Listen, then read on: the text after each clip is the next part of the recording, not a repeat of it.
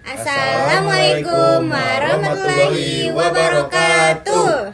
Perkenalkan, kami dari kelompok 9. Kami akan menjelaskan sedikitnya tentang manajemen rantai pasok. Bismillahirrahmanirrahim. Assalamualaikum warahmatullahi wabarakatuh. Perkenalkan, nama saya Irfan dari kelompok 9. Baik, di sini saya akan menjelaskan bab 9 tentang manajemen rantai pasok. Pasok atau supply chain management. Rantai pasok adalah jaringan fisik atau aliran yang melibatkan semua pihak, mulai dari pemasok, produsen, distributor, pengecer hingga akhir konsumen, yang diberikan untuk membawa suatu produk atau jasa dari bahan baku ke pengguna akhir. Manajemen rantai pasok adalah penerapan ilmu dan praktik manajemen untuk merencanakan, mengelola, dan mengoperasikan semua kegiatan yang terlibat dalam aliran barang, informasi, dan dana. Di sini ada tujuan utamanya, yaitu menyelaraskan antara permintaan pasar konsumen dengan pasokan, meningkatkan efisiensi operasional dan mengurangi biaya seluruh mata rental, dengan memaksimalkan nilai bagi pelanggan dan mencapai keunggulan kompetitif. Komponen utamanya yaitu rantai pasok. Identitas yang terlibat dari 3 pihak utama, yaitu pemasok atau supplier, pihak yang menyediakan bahan baku, energi, jasa, atau komponen yang dibutuhkan untuk proses produksi; produsen, pihak yang bertanggung jawab mengubah bahan baku menjadi produk jadi; 3 ada pelanggan atau customer, pihak yang menerima dan menggunakan produk jadi, mereka berada di ujung rantai pasok. Lalu ada proses inti SCM atau model score. Yang pertama ada plan atau perencanaan. Tahap awal untuk merumuskan strategi SCM secara keseluruhan melibatkan proses perencanaan, permintaan, persediaan, aset, dan transportasi untuk menyeimbangkan penawaran dan permintaan. Yang kedua ada sort atau pengadaan. Fokus pada pemilihan dan pengadaan bahan baku atau jasa. Aktivitas meliputi memiliki pemasok yang kredibel atau negosiasi harga, mengelola pengiriman dan pembayaran. Ketiga ada max, pembuatan produksi. Tahap manufaktur di mana produksi dibuat meliputi penjadwalan produksi, uji coba, pengemasan, dan kontrol kualitas untuk mengubah bahan baku menjadi produk jadi. Deliver atau pengirim distribusi, melibatkan semua proses yang berkaitan dengan pemenuhan pesanan pelanggan, termasuk pengelolaan gudang, pemilihan jalur distribusi yang efisien, dan pengiriman produk akhir. Return atau pengembalian, proses untuk mengenangi pengembalian produk dari pelanggan meliputi penanganan produk rusak, proses retur, dan layanan purna jual untuk menjaga kepuasan dan loyalitas pelanggan.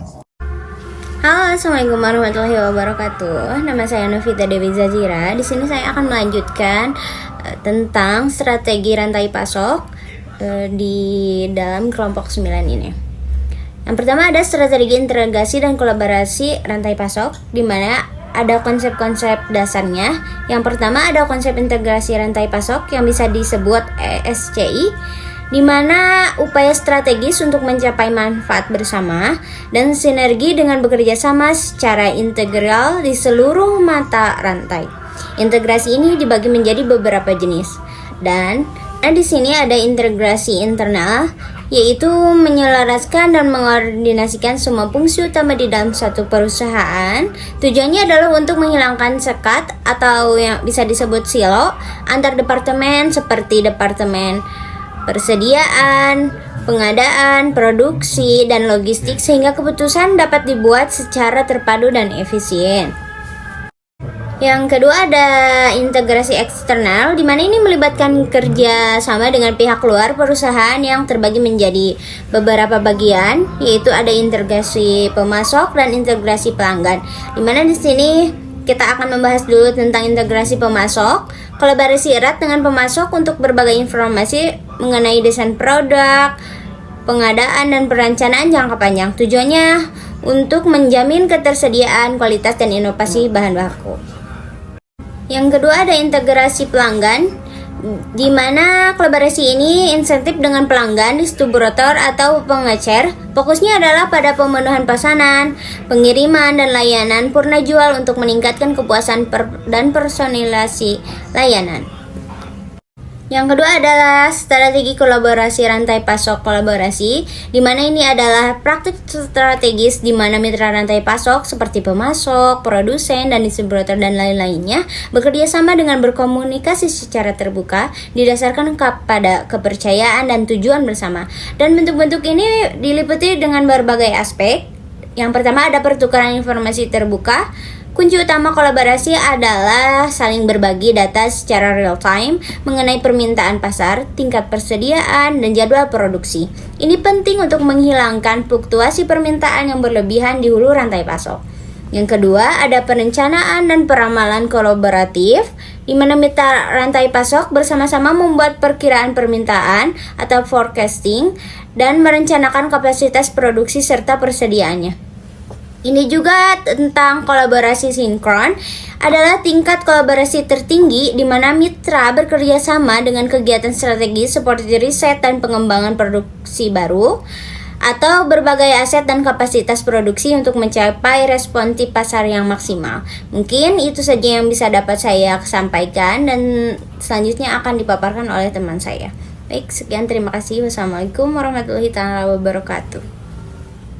Baik, saya di sini akan melanjutkan penjelasan yang telah dipaparkan oleh rekan saya, yaitu mengenai teknologi dalam SCM, yaitu ESCM dan blockchain. Yang pertama ada ESCM atau Electronic Supply Chain Management. ESCM merupakan sistem manajemen rantai pasok yang beroperasi penuh dengan memanfaatkan teknologi informasi dan internet. Sistem ini mengintegrasikan seluruh proses SCM, mulai dari pengadaan bahan baku, produksi, hingga distribusi ke dalam satu platform digital terpusat, seringkali berbasis sistem ERP. Peran kunci dari ESCM ini yaitu ada meningkatkan visibilitas. ESCM menyediakan pandangan real-time dan menyeluruh end-to-end mengenai seluruh aliran barang dan status operasional, yang memungkinkan pengambilan keputusan yang cepat dan akurat. Yang selanjutnya ada otomatisasi. Sistem ini mengotomatisasi aktivitas rutin seperti pemrosesan pesanan, pengelolaan inventaris, dan e-procurement, sehingga menekan biaya operasional dan meminimalisir kesalahan manusia. Lalu yang selanjutnya ada integritas data. ESCM menyambungkan sistem internal perusahaan dengan sistem mitra eksternal, melancarkan arus informasi, dan mengaktifkan kemampuan analisis data besar big data untuk peramalan permintaan yang lebih presisi. Lalu yang selanjutnya ada mengenai blockchain. Blockchain adalah teknologi revolusioner berupa digital ledger atau buku besar digital yang terdesentralisasi dan mencatat setiap transaksi dalam blok data yang dienkripsi dan tidak dapat diubah atau immutable. Mengenai kontribusi blockchain bagi SCM, ada transparansi dan keamanan. Blockchain memberikan tingkat keamanan data yang tinggi karena semua transaksi dienkripsi dan dibagikan secara transparan hanya kepada pihak-pihak yang memiliki izin. Lalu ada keterlacakan atau traceability yang akurat. Teknologi ini memungkinkan pelacakan asal-usul dan riwayat pergerakan produk secara instan dari hulu ke hilir. Lalu ada penyederhanaan proses dengan kontrak pintar. Blockchain mendukung smart contracts atau kontrak pintar, yaitu kode yang secara otomatis mengeksekusi perjanjian, misalnya pembayaran, ketika syarat-syarat yang telah ditentukan terpenuhi. Yang selanjutnya ada